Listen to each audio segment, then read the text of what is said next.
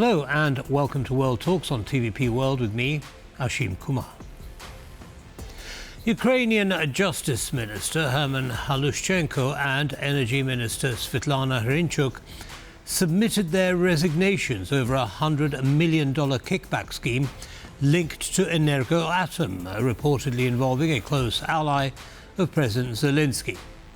The scandal breaks as Ukrainians face power cuts and Western allies demand stronger anti-corruption reforms. The controversy has also touched Andrei Yermak, head of the president's office, who has been implicated in reports surrounding investigative actions in Operation Midas, prompting questions about his handling of information and timing of public statements. Joining us for insight is Mariia Ionova, Ukrainian Member of Parliament, co-founder of the Ukrainian Women's Congress. Welcome and thank you for taking the time. Good evening, and also member of the political force European Solidarity. Thank you for filling in that gap. It's good we get it clear. Because I will talk to you as an opposition MP inside our country, but of course we are all one team outside of our country. Of course, for our foreign policy. I understand that. We have many representatives from Ukraine, from different backgrounds, but it's a united voice. So welcome. So what's the latest situation on this scandal? Has anyone yet been charged? I know there's been some arrests made, ministers have stepped down, but has anyone actually been charged yet? First of all, I will say that trust is the state's most important resource during the war. And in wartime, trust equals national security. And that is why, of course, it determines society's readiness to withstand pressure, also the motivation of for the military, and also the volume and speed of international assistance. And of course, also it's about ability of the state to take difficult decisions. That is why about difficult decisions, nowadays, as you has mentioned, Hrinchuk, she has signed her letter to resign. Galushenko, he had 3 variants, and now it is it will be in the committee rules and procedures of the Parliament of Ukraine. And as you know, we are having plenary next week. But to say about our political force, because on the 10th of November, when the scandal has been opened, I was in Brussels. We had the Parliamentary Association Committee together with our European friends.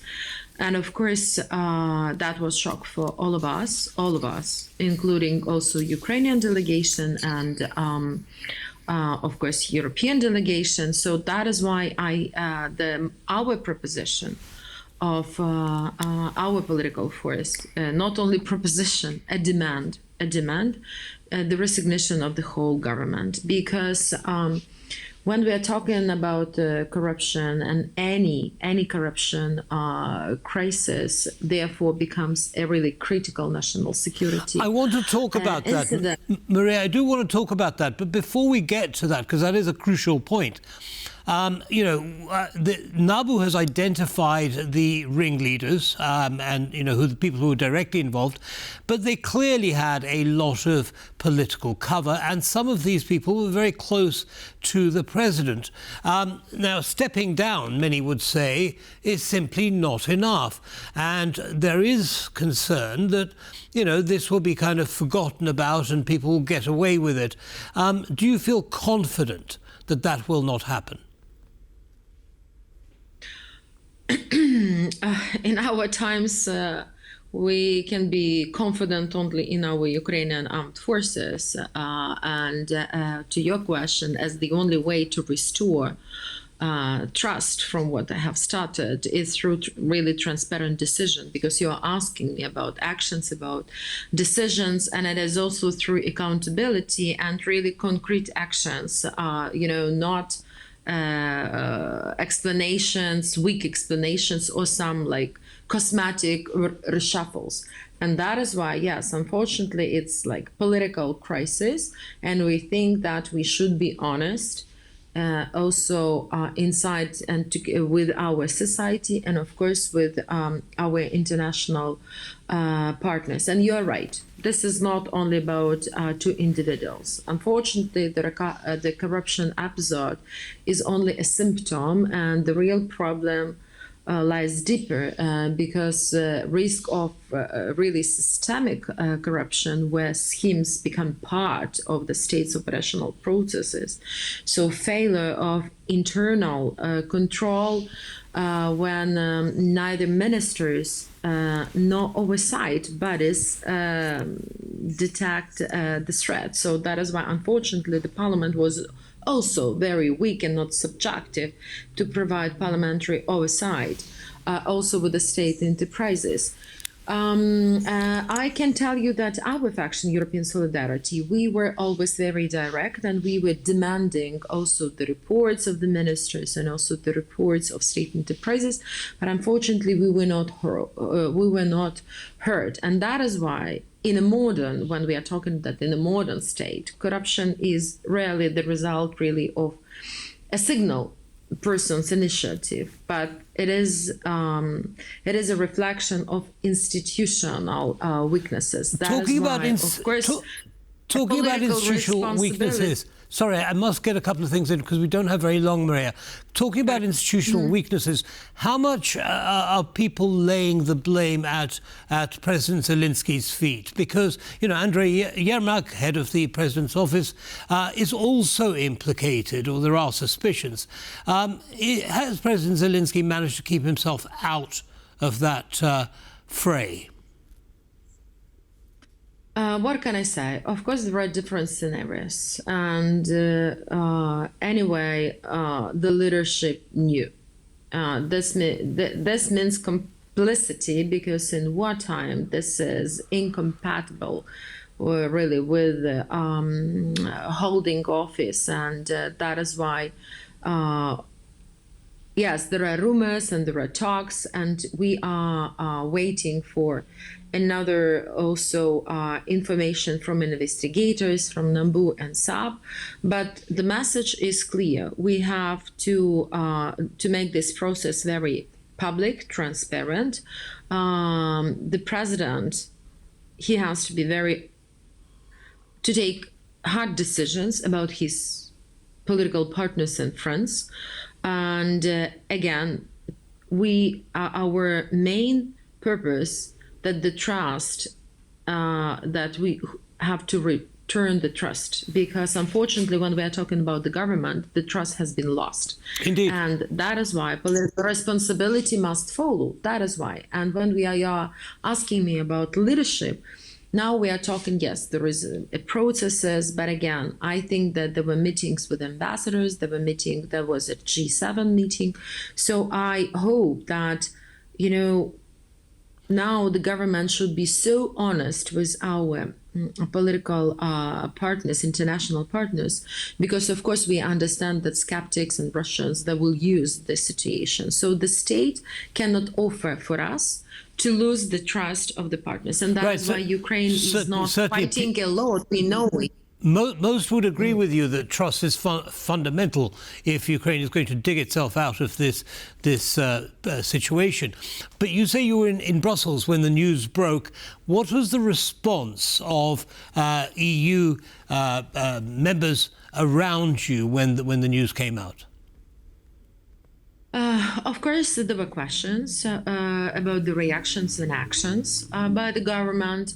And unfortunately, even before, because we were discussing our conditionalities and criteria to open the cluster fundamentals and the members of European Parliament and also European Commission, they just repeated what was in the report, that yes, the reforms has been done, but we are looking forward to, they are looking forward, and we, believe me, we are also looking forward that the rule of law should be changed, and it should be true. And of course, anti-corruptional institution should be independent and, not to make any influence on them. And unfortunately, we still have to adopt some legislation to give them more competition and rules and procedures to be more independent. And in this regard, I think this is our task for members of the parliament, for different factions, if we would like really to restore the trust, to provide this legislation to show that we are committed to return, and again to that the corruption on the blood of our defenders, that never again we will repeat it, and really the punishment according to rule of law will be restored. Because now, do you think that the countries or perhaps the European Union or the United States will be a little bit hesitant until they see concrete actions when it comes to transferring military materiel and so on to Ukraine, which could strategically make a difference? You think about places like Pokrovsk with very, very heavy fighting going on there. There's a risk there, or not? What do you think?